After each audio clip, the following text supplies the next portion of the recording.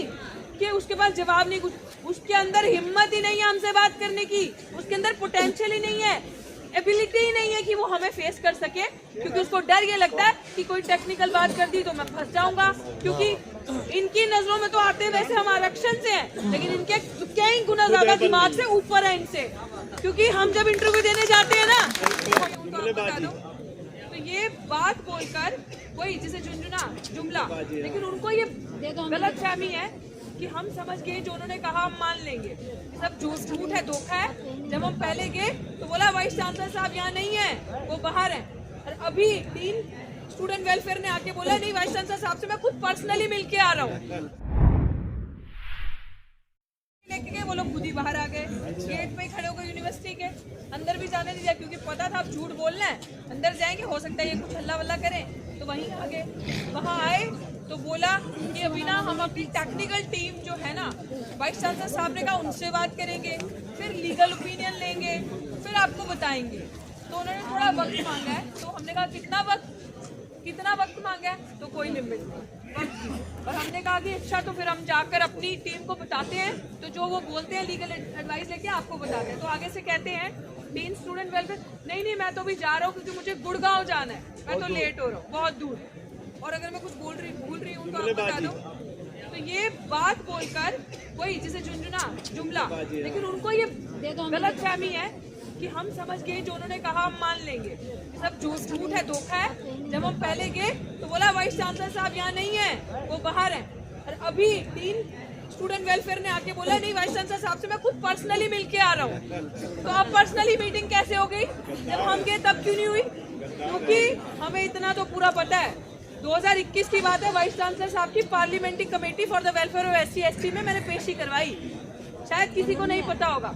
Parliamentary committee में मैंने पेशी करवाई वाइस चांसलर की, डीन ऑफ कॉलेजेस की, रजिस्ट्रार की, प्रिंसिपल सविता रॉय की। वहां पे जब मैंने पेशी करवाई तो वाइस चांसलर जिस गेट पे हाई टी होती है, हाई टी चाय पीने के लिए जा रहे थे, रिफ्रेशमेंट खाने, तो मैं गेट पे वाइस चांसलर के साथ खड़ी होगी। आप यकीन नहीं मानोगे, मेरी जब बात का वाइस चांसलर एक जवाब नहीं दे पा, वाइस चांसलर के हाथ कांप रहे थे मुझसे बात करने के लिए। ये मैं आंखों देखा बता रही हूँ, और सुन सकते हैं इनके कैमरा है, ये स्टैंडर्ड है। इसलिए नहीं कि उसके पास जवाब नहीं, कुछ उसके अंदर हिम्मत ही नहीं है हमसे बात करने की, उसके अंदर पोटेंशियल ही नहीं है, एबिलिटी ही नहीं है कि वो हमें फेस कर सके, क्योंकि उसको डर ये लगता है कि कोई टेक्निकल बात कर दी तो मैं फंस जाऊंगा, क्योंकि इनकी नजरों में तो आते वैसे हम आरक्षण से हैं, लेकिन इनके कई गुना ज्यादा दिमाग से ऊपर है इनसे, क्योंकि हम जब इंटरव्यू देने जाते हैं ना तो हमारा कोई गॉडफादर नहीं होता इंटरव्यू में, वहाँ पे हमारे नाम के आगे टिक नहीं लगा होता कि हाँ इसी कौन है। हम जब इंटरव्यू लेने जाते हैं जो हमारा एक्सपर्ट बैठा होता है ना, वो भी उन्हीं का होता है वहाँ पे, वो भी हमारे लिए नहीं लड़ता। तो इनका सिलेक्शन प्रोसेस ऐसा है कि तू भी आ जा, हाँ जी शर्मा जी, वर्मा जी, वॉट एवर एक्स्ट्रा, लेकिन हमारे लिए पूरी स्क्रीनिंग कमेटी बैठती है और फिर हमें NFS किया जाता है। तो मैं इसलिए ये बात बता रही थी, पार्लियामेंट्री कमेटी में भी वाइस चांसलर मेरे से कटे। फिर मेरा एक इंटरव्यू था दिल्ली विश्वविद्यालय में, मैंने जिंदगी के 2 ही इंटरव्यू दिए। वो दिल्ली विश्वविद्यालय का जो साइकोलॉजी डिपार्टमेंट का इंटरव्यू था, सबके इंटरव्यू में वाइस चांसलर थे, 10-15 लोग बैठे थे इंटरव्यू कमेटी में। पिछले साल की बात बता रही हूँ। वाइस चांसलर मेरे टाइम पर उठ के चले गए, सबके इंटरव्यू में बैठे। तो इनके अंदर हिम्मत नहीं है हमें फेस करने की, हमारी बातों के जवाब देने की। और मैं आपको बता दूं क्यों डरते हैं, क्योंकि अगर इंटेलेक्चुअल डिबेट की बात आएगी तो 5 मिनट के अंदर गर्व करो इस बात पे कि आपके ये जो बच्चे हैं ना, ये जो यूनिवर्सिटी में ये जनरेशन बढ़ रही है SC/ST OBC की, 5 मिनट के अंदर हमसे अगर डिबेट करेंगे, ये हिंदू मुसलमान पाकिस्तान धर्म पे आ जाएंगे। इनके अंदर नहीं पोटेंशियल हमारी बात का जवाब देने का, इनके अंदर एबिलिटी नहीं है।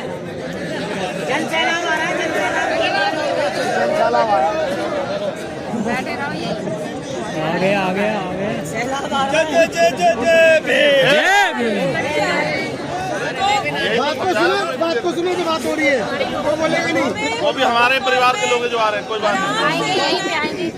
आपको ये बताया जा रहा है भाई धक्का ऊपर मत दे भाई।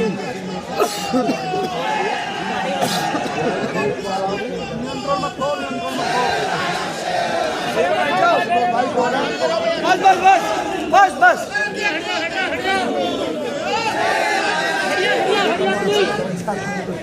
हटिया भैया, हटिया। फटाफट प्लीज साइड अभी साइड